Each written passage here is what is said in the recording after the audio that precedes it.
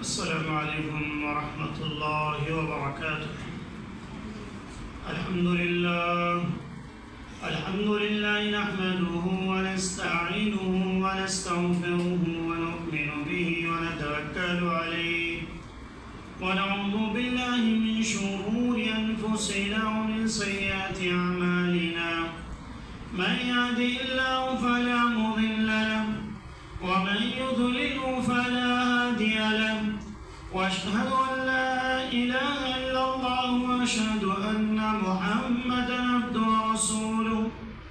اما بعد فان خير الحديث كتاب الله وخير الهدي هدي محمد صلى الله عليه وسلم، وشر الامور محدثاتها وكل محدثة بدعة وكل بدعة زلالة وكل زلالة في النار. أعوذ بالله من الشيطان الرجيم. بسم الله الرحمن الرحيم. قاف والقرآن المجيد بل عجبوا أن جاءهم منذر منهم فقال الكافرون هذا شيء عجيب.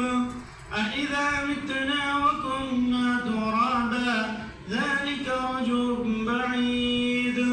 قد علمنا ما تنقص الأرض منهم وعندنا كتاب حفيظ. بل كذبوا بالحق لما جاءهم فهم في أمر مريج. أفلم ينظروا إلى السماء فوقهم كيف بنيناها وزيناها وما لها من فروج. والأرض مددناها وألقينا فيها رواسي وأنبتنا فيها من كل زوج بهيج. تبصرة وذكرى لكل عبد منيب. ونزلنا من السماء ماء مباركا فأنبتنا به جنات وحب الحصيد والنخل باسقات لها طلع نضيد رزقا للعباد وأحيينا به بلدة ميتا كذلك الخروج. كذبت قبلهم قوم نوح وأصحاب الرس وثمود وعاد وفرعون وإخوان لوط وأصحاب الأيكة وقوم تبع كل كذب الرسل فحق وعيد. أفعينا بالخلق الأول بل هم في لبس من خلق جديد. قال الله تبارك وتعالى في القرآن الكريم: ما أريد منهم من رزق وما أريد منهم أن يطعمون إن الله هو الرزاق ذو القوة المتين. تمام طرح کی تعریفیں، حمد و ثنا، بڑائی و کبریائی اس اللہ رب العالمین کے لیے لائق و زیبا ہے جو تمام جہانوں کا پالنہار ہے۔ اس اللہ رب العالمین کا لاکھ لاکھ شکر احسان ہے کہ اللہ تبارک و تعالیٰ نے مجھے اور آپ کو امت محمدیہ میں سے پیدا فرمایا ہے، اور اس اللہ کا ہم پر اتنا بڑا احسان کہ امت محمدیہ میں پیدا کرنے کے بعد اللہ نے کتاب و سنت کے ماننے والے گھرانوں میں اللہ رب العالمین نے پیدا فرمایا ہے۔ یہ اللہ کا مجھ پر اور آپ پر بہت بڑا احسان ہے۔ اللہ سے دعا کریں کہ اللہ رب العالمین مرتے دم تک دین پر ثابت قدم رہنے کی توفیق عطا فرمائیں، اسلام پر ثابت قدمی عطا فرمائیں۔ یہ چھوٹی سی حمد و ثنا کے بعد درود و سلام کا نزول ہو جیو میرے اور آپ کے آخری نبی آمینہ کے لال مدینہ کے سردار جناب محمد الرسول اللہ صلی اللہ علیہ وسلم پر، اس نبی اقدس مقدس پر جس نبی کریم صلی اللہ علیہ وسلم نے اس امت کے فلاح و بہبود کے لیے جو بھی راستے ہو سکتے ہیں، جو بھی طریقے ہو سکتے ہیں، ان تمام چیزوں کو حدیث نبویہ کے اندر بیان کیا ہے۔ اس نبی پر درود و سلام کا نزول ہو جیو جس نبی اکرم صلی اللہ علیہ وسلم نے اس امت کو ایسی چیزیں بتلائیں کہ یہ امت اگر اس کی اس امت کے پیٹ میں جانے والا نوالا اگر کوئی ہوگا تو اس نوالے کے لیے حلال کا لیبل لگنا ضروری ہے یا نہیں ضروری ہے؟ اور اس نبی پر درود و سلام کا نزول ہو جیو جس نبی نے اس امت کے اندر جو کمائی کے ذرائع ہو سکتے ہیں، جو انسان اپنی زندگی کو جینے کے لیے مال جمع کرتا ہے، تو ان جمع کرنے کے اصول و ضوابط کیا ہیں؟ کیا آیا جو بھی مال آ جائے اس مال کو حلال سمجھ کر اپنے پاس رکھ لے، یا حرام سوچ کر یہ سوچے کہ یہ نہیں، جب میرے پاس آ ہی گیا ہے تو حرام بھی حلال بنتا چلا جائے؟ ہر چیز کی وضاحت اللہ کے نبی جناب محمد الرسول اللہ صلی اللہ علیہ وسلم نے کی ہے۔ اس لیے اللہ کے نبی صلی اللہ علیہ وسلم نے فرمایا تھا کہ اے امت محمدیہ کے لوگوں، میں تمہیں ایک ایسی شاہراہ پر چھوڑ کر جا رہا ہوں کہ لیلھا کنہارھا، جس کی راتیں بھی دن کی طرح روشن ہیں، کہ تمہیں کوئی بھی مسئلہ آ جائے تمہیں رجوع کرنا ہوگا یا تو کتاب اللہ کی طرف یا سنت رسول اللہ صلی اللہ علیہ وسلم کی طرف۔ اس نبی پر درود و سلام کا نزول ہو جیو۔ اللہم صلی علی محمد وعلی آل محمد کما صلیت علی ابراہیم وعلی آل ابراہیم انک حمید مجید۔ اللہم بارک علی محمد وعلی آل محمد کما بارکت علی ابراہیم وعلی آل ابراہیم انک حمید مجید۔ محترم سامعین و سامعات، پردہ نشین ماں اور بہنوں اور نوجوان بھائیوں، چھوٹے بچوں، میں نے آپ حضرات کے سامنے سورہ زاریات کی آیت نمبر 57 میں اور 58 میں نے آپ کے سامنے پڑھی ہے۔ ان دونوں آیات کے اندر اللہ تبارک و تعالیٰ نے امت محمدیہ کو رزق حلال کمانے کی طرف رغبت دلائی ہے۔ کیونکہ رزق حلال یہ آخر کیوں آج مجھے اس موضوع پر آپ کے سامنے گفتگو کرنی ہے؟ ہم اور آپ دیکھتے ہیں کہ جس معاشرے کے اندر میں اور آپ زندگی گزار رہے ہیں، یہ معاشرہ ایسا بنتا چلا جا رہا ہے کہ انسان اپنے پیٹ کو پالنے کے لیے، انسان اپنے اولاد کی فیوچر کے لیے، اپنے آپ کے اسٹیٹس کے لیے، انسان نہ حلال کو حلال سمجھ رہا ہے نہ حرام کو حرام سمجھ رہا ہے، بلکہ یہ سوچتا ہے کہ کیسے بھی کر کے مجھے چاہے وہ حلال طریقے سے مال آ جائے یا حرام طریقے سے وہ مال آ جائے، بس مجھے مال حاصل کرنا ہے۔ ایسا بالکل نہیں ہونا چاہیے۔ یہ ایسا معاشرہ جس معاشرے میں پل پل میں گناہ ہو رہے ہوں، ایسا معاشرہ جس معاشرے کے افراد انسان گناہ کرنا بھی نہ چاہے پھر بھی گناہوں میں پڑتا چلا جا رہا ہو، حالات ایسے بنتے چلے جائیں کہ کئی لوگ نہ چاہتے ہوئے بھی سود خوری میں پڑ جا رہے ہوں، ایسے حالات پیدا ہو جائیں کہ انسان پریشان ہو اٹھے کہ میں بزنس کروں تو کون سا کروں، میں کیسا بزنس کروں جو اسلامی اصول کے مطابق ہو، جو اسلامی تعلیمات کے مطابق ہو۔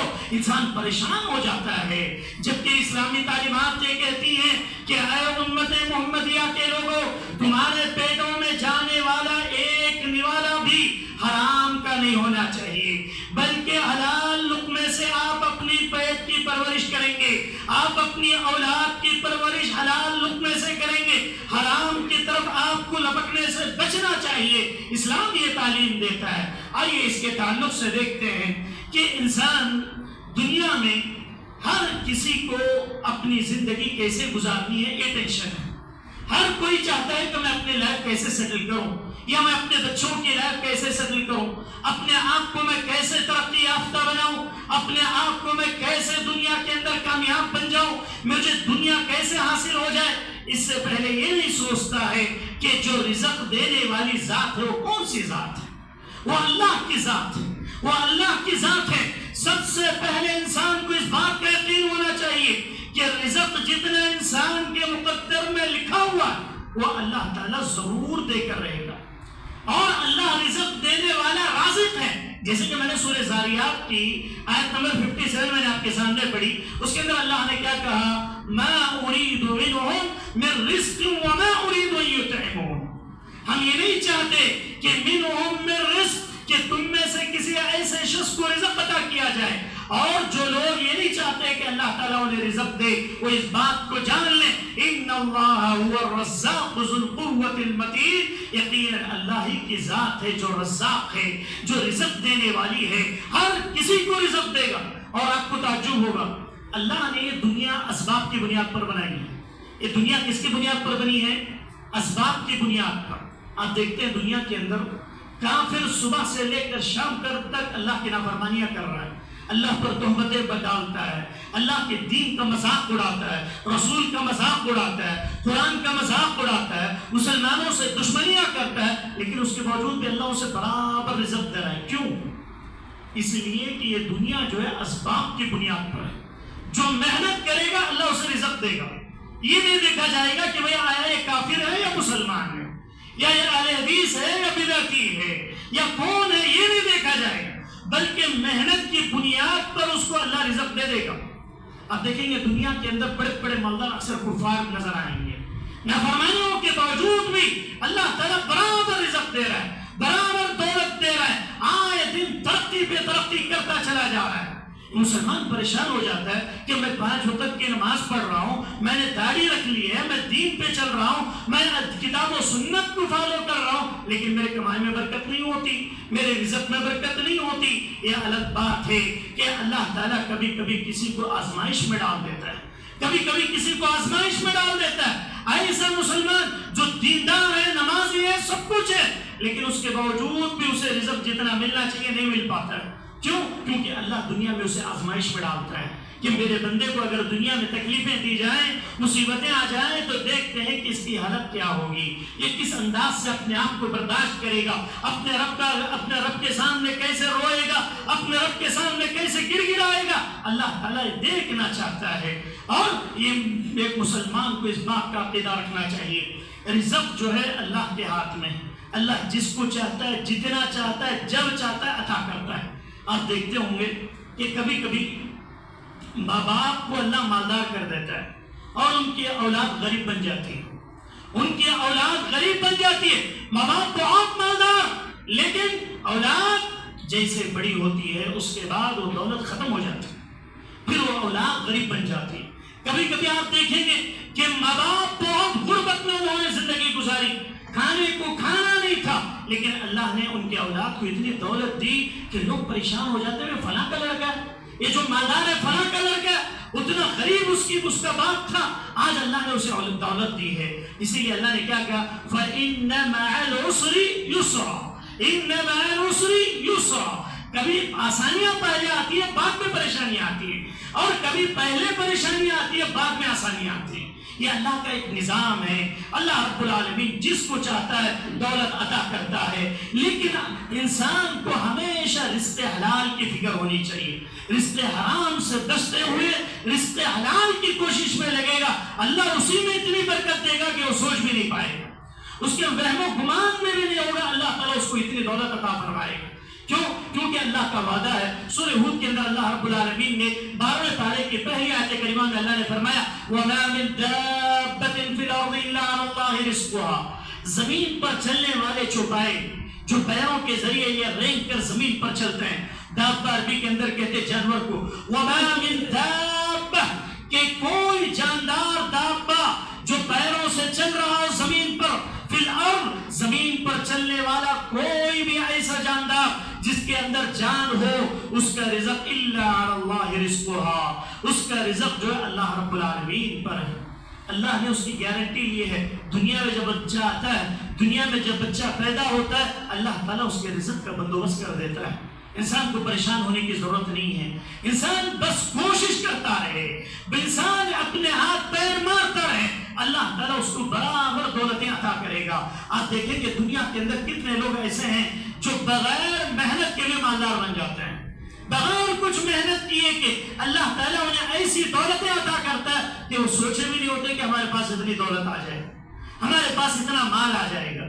کبھی کبھی اللہ رب العالمین کسی سے دولت کو ایسے چھینتا ہے کہ انسان سوچ بھی نہیں سکتا کہ میں اتنی جلدی غریب بن جاؤں گا یا میرے پاس کھانے کے لیے کھانا نہیں ہوگا۔ آپ افسوس کریں گے، ابھی حالیہ ایام میں کیرلا کے اندر جو طوفانی بارشیں جب ہوئی تو اس کے بعد بڑے بڑے مالداروں کے گھر ایسے بہتے چلے گئے کہ وہ لوگ جب راشن بانٹا جا رہا تھا تو لائن میں کھڑے ہو کر بسکٹ کے پیکٹ لینے پر مجبور ہوئے۔ کتنے بڑے بڑے مالدار، اللہ نے ایک سیکنڈ میں ان کی زندگی کو چینج کر دیا، ایک سیکنڈ کے اندر۔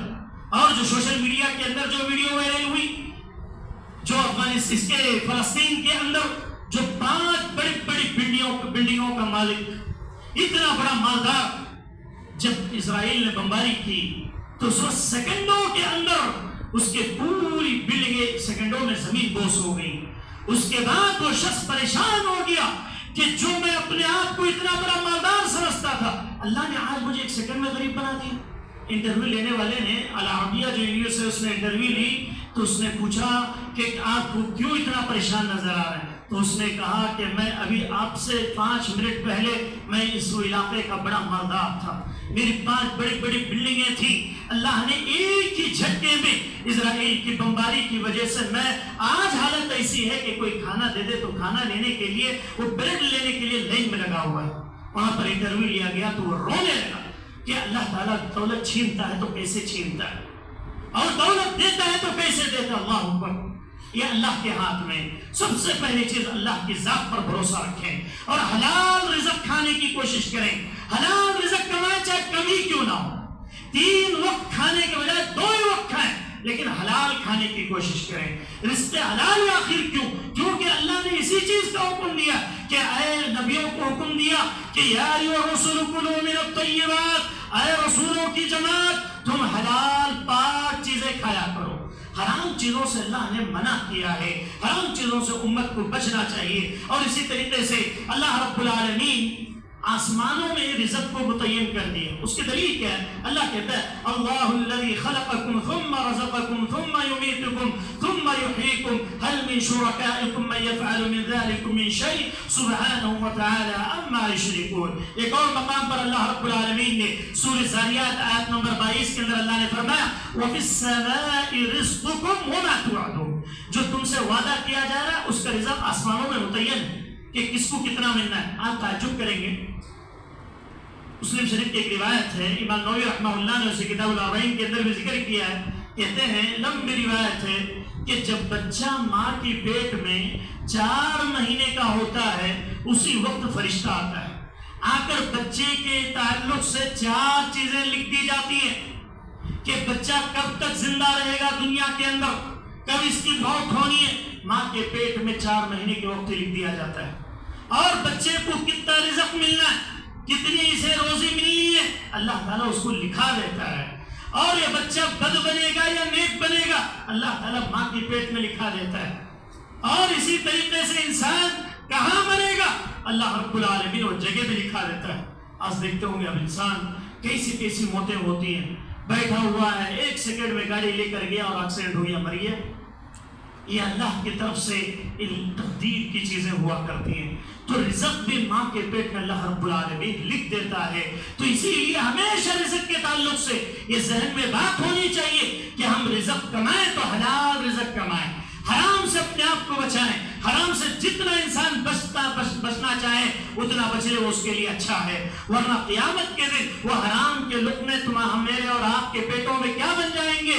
جہنم کی آگ کے اولے بن کر، جہنم کے شعلے بن کر وہ آگ کی طرح ہمارے پیٹوں میں جل رہے ہوں گے اور ہمیں اٹھا کر جہنم میں پھینک دیا جائے گا.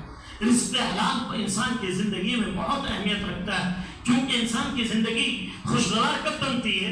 انسان کی زندگی خوشگوار اسی وقت بن سکتی ہے جب وہ حلال رزق کھانے لگ جائے، حلال رزق کمانے لگ جائے. اگر وہ حلال کی پابندی نہ کرے اللہ کی قسم اس سے بڑا بدنصیب کوئی نہیں ہے. اور اسی طریقے سے تمام خزانوں کی چابیاں صرف اللہ کے پاس ہیں. ہم اور آپ کیا سمجھتے ہیں کہ نہیں میں نے اپنے دماغ سے کما رہا ہوں.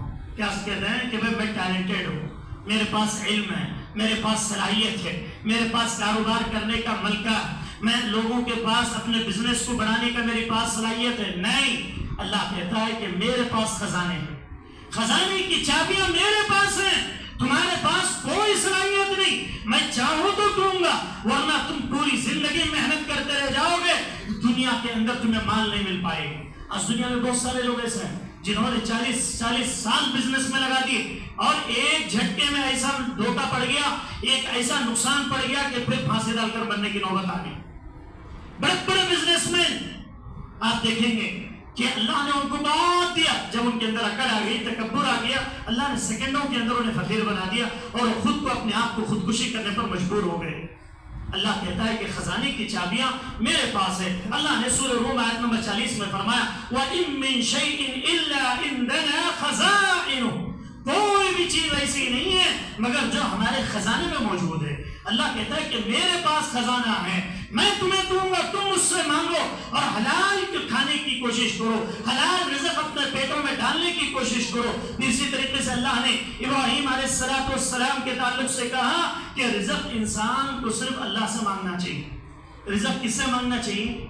اللہ رب العالمین سے مانگنا چاہیے۔ حضرت ابراہیم نے اپنے قوم کے لوگوں سے کہا تھا إِلَّا وَمَا نُنَزِّلُهُ إِلَّا بِقَدْرٍ مَعْلُومٍ، کہتے ہیں إِنَّمَا تَعْبُدُونَ مِن دُونِ اللَّهِ أَوْثَانًا وَتَخْلُقُونَ إِفْكًا إِنَّ الَّذِينَ تَعْبُدُونَ مِن دُونِ اللَّهِ لَا يَمْلِكُونَ لَكُمْ رِزْقًا فَابْتَغُوا عِندَ اللَّهِ الرِّزْقَ وَاعْبُدُوهُ وَاشْكُرُوا لَهُ وَإِلَيْهِ تُرْجَعُونَ کہ لوگوں جو تم اللہ کو چھوڑ کر دوسرے معبودوں کو پوجتے ہو، اللہ کو چھوڑ کر دوسروں کے سامنے ہاتھ پھیلاتے ہو، وَتَخْلُقُونَ إِفْكًا کہ وہ ایک چیز تو پیدا کر سکتے ہیں، وہ ایک چیز بھی دنیا کے اندر پیدا نہیں کر سکتے، ایک مچھر کے پر کے برابر بھی وہ پر پیدا کرنے کے لیے تیار نہیں ہے۔ آپ ان کی طرف جا کر مانگتے ہو، آپ ان سے جا کر پوچھتے ہو۔ ان الذین تعبدون من دون اللہ، یقیناً اللہ کو چھوڑ کر جس کی تم عبادت کرتے ہو، لا یملکون لکم رزقا، وہ رزق کے تمہارے مالک نہیں ہیں کہ تمہیں رزق دینے پر وہ قادر ہو جائیں، یا فلاں درگاہ پہ جا کے آ جاؤ بزنس اچھا چل جائے گا، یا فلاں صاحب بول دیا تو بزنس اچھا چل جائے گا، یا فلاں کے ساتھ دعا کروا دیا جائے تو وہ اچھا ہو جائے گا، یا دکان میں نیمبو گھما دیا جائے تو بزنس اچھا ہو جائے گا، یا فلاں تعویذ بنوا لی جائے تو بزنس اچھا ہو جائے۔ اللہ کی قسم ہے آج مسلمانوں کے حالت ایسے ہیں، افسوس اہل حدیث بھی کئی اس کے اندر شامل ہو جاتے ہیں۔ افسوس کے ساتھ کہنا پڑتا ہے کہ بزنس ایک ایسی خطرناک مال، ایک ایسی چیز ہے انسان کچھ بھی کرنے کے لیے تیار ہو جاتا ہے۔ کئی لوگ اپنے کاروبار میں صاحبوں کے پاس جانا، مریدوں کے پاس جانا اور پنڈتوں تک کے پاس جا کر ان سے جو ہے ایسے منتر یا ایسی چیزیں کروا کر لاتے ہیں کہ ان کے پاس گرا خود چل کر آ جائے، نعوذ باللہ۔ ایسے کئی واقعات سننے کو ملتے ہیں، ایسا بالکل نہیں ہونا چاہیے۔ اللہ رزق دے رہے ہو، اللہ کہتا ہے کہ مجھ سے مانگو، میں تمہیں اتنا خزانہ دوں گا کہ آپ سوچ بھی نہیں سکتے۔ اللہ سے مانگنے کی ضرورت ہے، وہ چھوڑ کر ہم اگر دنیا کے پیچھے پڑ جائیں، آگے والے کو دھوکہ دینے کے لیے بزنس شروع کر دیا اور سمجھ رہا ہے کہ وہ میری یہ چالاکی ہے، 100 روپے کی چیز ہے اس کو 1000 روپے میں بیچ دیا۔ اسلام کیا کہتا ہے کہ نہیں، جتنا نفع لینا ہے اتنا ہی لے آ۔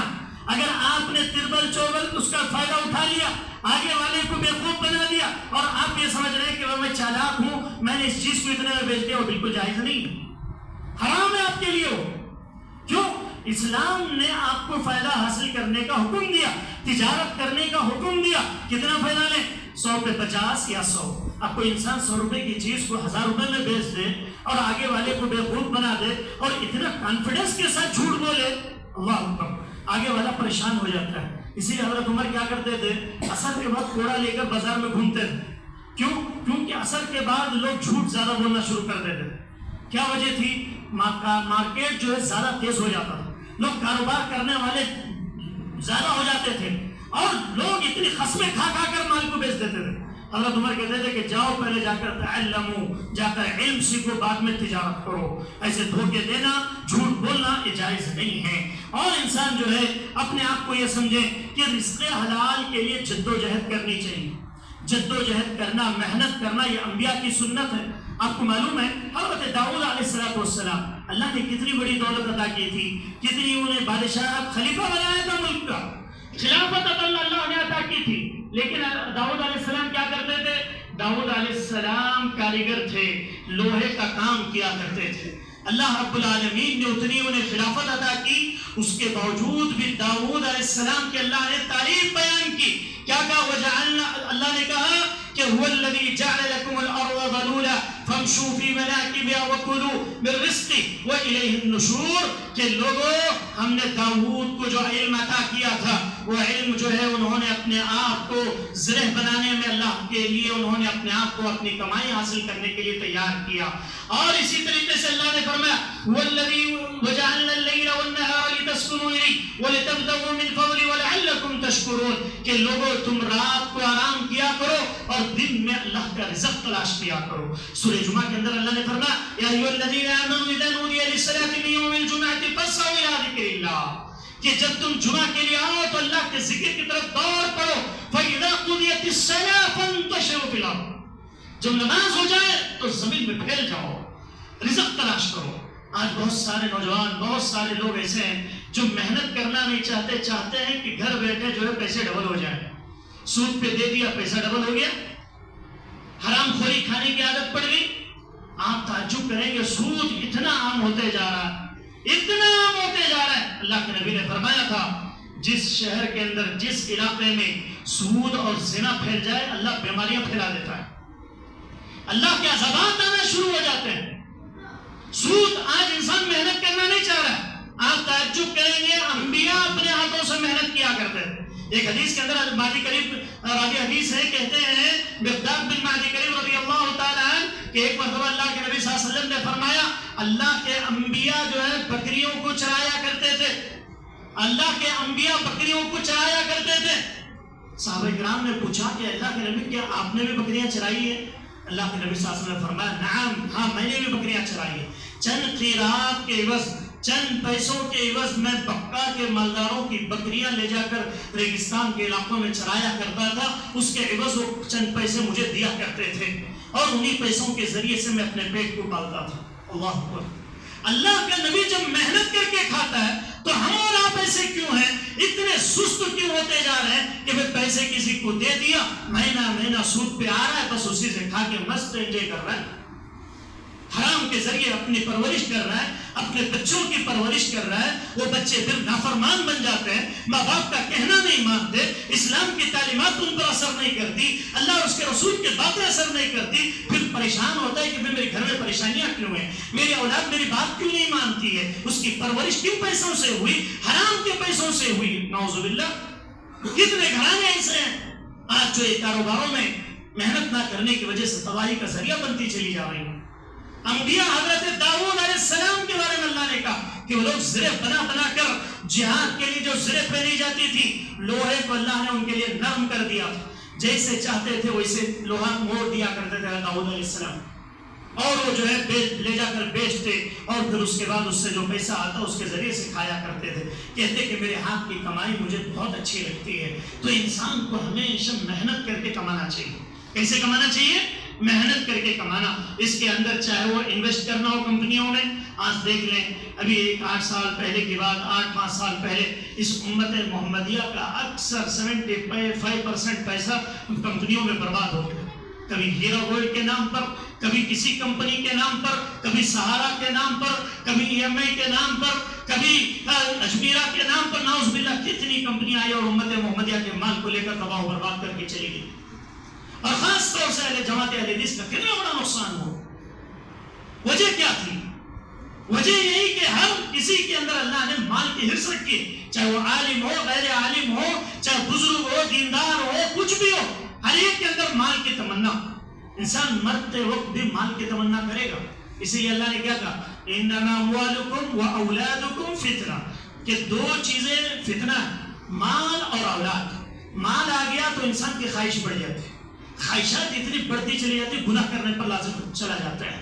اور اولاد کے لیے وہ انسان سب کچھ کرنے کے لیے تیار ہے. آج دیکھ لیں کتنے لوگ ایسے ہیں خود تو اپنے آپ کو کچھ خرچ کرنا نہیں چاہتے، لیکن بیوی بچوں کے لیے ایسی چیزیں خریدتے ہیں. استطاعت نہیں، کار نہیں خرید سکتا ہے، کار خریدنے کی طاقت نہیں ہے، لیکن لون پہ کار لیا ہوا ہے، مہینہ مہینہ سود بنتے جا رہا ہے، دیتے جا رہا ہے. یہ کیا ہے؟ یہ خواہشات. اپنی اولاد کو خوش کرنے کے لیے، بیوی بچوں کو خوش کرنے کے لیے اللہ نے جس کو جو استطاعت نہیں دی، تو آپ جو ہے اس کی طرف کیوں جا رہے ہیں؟ اللہ قیامت کے دن پوچھے گا تیری اتنی طاقت نہیں تھی، تو نے جو ہے لون پر اس فلاں چیز خریدی اور اس کو سود بنتا. اور آپ افسوس کریں گے امریکہ اور دوسرے ممالک نے سود کو اتنا عام کرنے کی کوشش کی ہے کہ آج بچہ قریے کا ایک چھوٹا بچہ بھی 10 کلاس پڑھنے والا، 8 کلاس 9 کلاس پڑھنے والا بچہ بھی سود بن رہا ہے. کیسے؟ EMI کے ذریعے. بچہ پڑھ رہا ہے 10ویں میں 12ویں میں، فون لیا ہوا 20,000. کیا کہہ رہے ہیں نوجوان بچے؟ کہتے ہوئے نظر آتے ہیں مولانا 20,000 کا فون ہے، مہینہ 2,000 بھر لے کے آؤں. کیا مطلب؟ 2,000 جو بن رہا ہے اس میں سود بھی ڈال کر اس کا حساب آگے بڑھتا چلا جا رہا ہے. یعنی بچوں کے ذہنوں کو ایسا بنا دیا جائے کہ یہ بچپن سے ہی سودی کاروبار میں، لین دین میں، سود لینے دینے میں، سب میں شامل ہوتے چلے جائیں.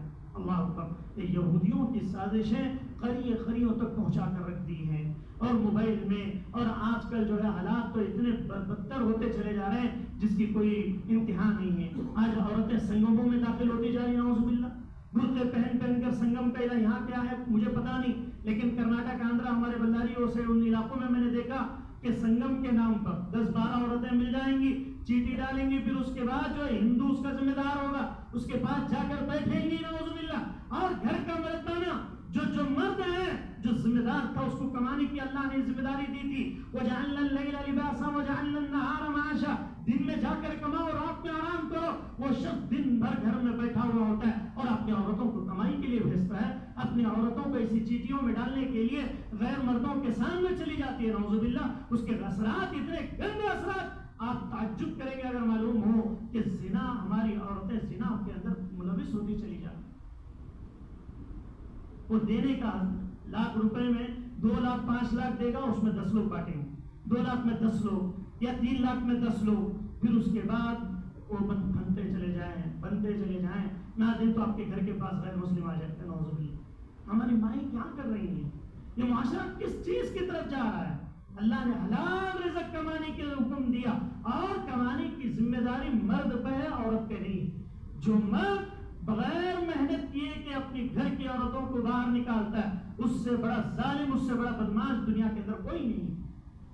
اللہ نے اس چیز کا حکم جس کو دیا، اس کی مخالفت کرو گے تو پھر تمہارے گھروں کے اندر تباہیاں آ جائیں گی، پھر بربادیاں آ جائیں گی، پھر زناکاریاں آ جائیں گی، پھر بیماریاں آ جائیں گی، نافرمانیاں آ جائیں گی، پھر آپ کبھی افسوس ملتے رہ جائیں گے۔ اس لیے رزق حلال کی طرف خاص توجہ دینی چاہیے۔ اور اسی طریقے سے اللہ کے نبی جناب محمد رسول اللہ صلی اللہ علیہ وسلم نے فرمایا کہ اللہ نے تمام لوگوں کو مخاطب کرتے ہوئے کہا، یا ایھا الناس کلوا مما فی الارض حلالا طیبا ولا تتبعوا خطوات الشیطان انہ لکم عدو مبین۔ سورہ بقرہ آیت نمبر 168۔ اللہ نے کہا یا ایھا الناس، اس کے اندر مسلمان کو مخاطب نہیں ہے، کسی اور کو مخاطب نہیں، بلکہ پوری دنیا کے لوگوں، یا ایھا الناس، اے لوگو، کلوا من الطیبات، 5 چیزیں کھاؤ، 5 چیزیں اپنے پیٹ میں ڈالو۔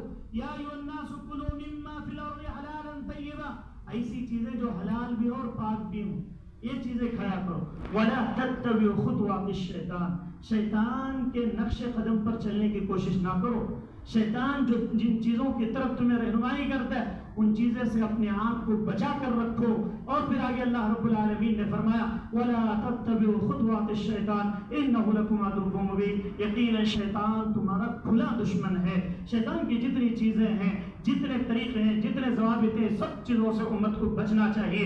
اسی طرح اللہ کے نبی صلی اللہ علیہ وسلم نے ایک اور حدیث کے اندر اللہ کے نبی نے فرمایا تھا لَيَأْتِيَنَّ عَلَى النَّاسِ زَمَانٌ لَا يُبَالِي الْمَرْءُ بِمَا أَخَذَ الْمَالَ أَم مِّنْ حَلَالٍ أَم مِّنْ حَرَامٍ۔ مسلم شریف کی روایت ہے، کہتے ہیں ان قریب لوگوں پر ایک زمانہ ایسا آئے گا، لوگوں پر ایک زمانہ ایسا آئے گا کہ وہ لوگ لَيَأْتِيَنَّ عَلَى النَّاسِ زَمَانٌ لَا يُبَالِي الْأَمْرَ أَم مِّنْ حَلَالٍ أَم مِّنْ حَرَامٍ، کہ انسان کوشش بھی نہیں کرے گا کہ بھئی حلال ہے حرام ہے، جو ملا اس کو لے لے گا، اسے کوئی پرواہ نہیں ہوگی کہ بھئی حلال آ رہا ہے حرام آ رہا ہے۔ مولوی صاحب بولتے رہتے ہیں، ان کا کام بولنے کا، ہمارا کام ایک کان سے سننے کا، دوسرے کان سے نکال دینے کا، سب برابر چلتے رہتا ہے۔ آج دیکھ لیں بزنس کا بھی حال وہی ہے، اور کئی گورنمنٹ کی نوکریاں کرنے والے ٹیچرز ہمیشہ لونوں کے پیچھے پڑے ہوئے رہتے ہیں، سود کے پیچھے پڑے ہوئے رہتے ہیں، پوری زندگی وہی چلتی رہتی ہے۔ اسے کیا سمجھتے ہیں کہ نہیں ہم لوگ کریں کچھ آگے بڑھنے کا، گھر کیسا بننا، ایک گھر دوسرا تیسرا چوتھا فلاں، پھر ایسے زندگی پوری اسی میں چلے جاتی ہے۔